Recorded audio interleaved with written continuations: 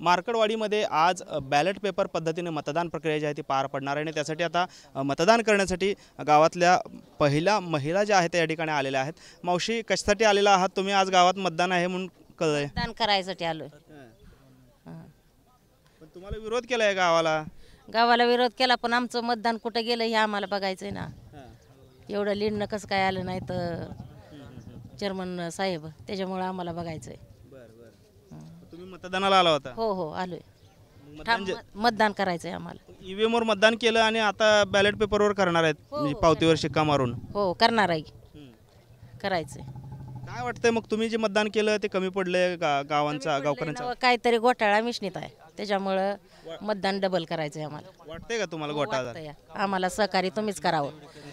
आमची मतं कुठंही गेली नाही ती कधी, आता का असं झालं त्यावेळेस, त्याच्यामुळं तुम्ही आम्हाला सहकार्य करावं। आमचं मतदान कुठे गेलंय ते आम्हाला बघायचंय।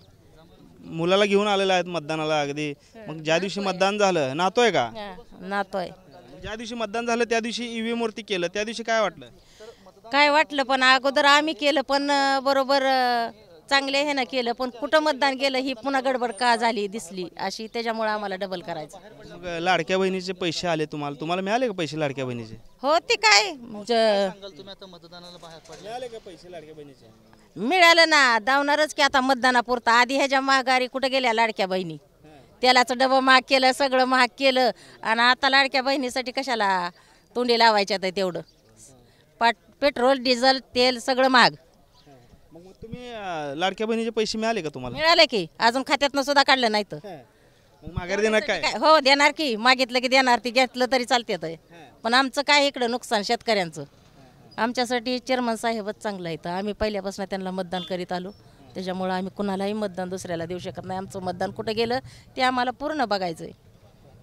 आपण पाहतोय गावातल्या लाडक्या बहीण देखील मतदानाला आलेल्या आहे आणि आम्ही खात्यावर तसेच पैसे ठेवलेले आहेत लाडक्या बहिणीचे, ते अद्यापही काढलेले नाही आहेत। जर माघारी सरकारनं मागितले तर ते देखील देऊ अशी भूमिका जी आहे ती या ग्रामस्थांनी या ठिकाणी घेतलेली पाहायला मिळते। त्यामुळे एकंदरीतच मतदान करण्यासाठी, बॅलेट पेपर पद्धतीने मतदान करण्यासाठी गावकरी देखील आता उत्सुक असल्याचे चित्र पाहायला मिळते। पहिले मतदार आहेत त्या ठिकाणी मतदानासाठी बाहेर आलेले आपल्याला पाहायला मिळत आहे। कॅमेरामन विनोद उनाबादकरसह सागर सुरवसे, TV9 मराठी, मार्कडवाडी, सोलापूर।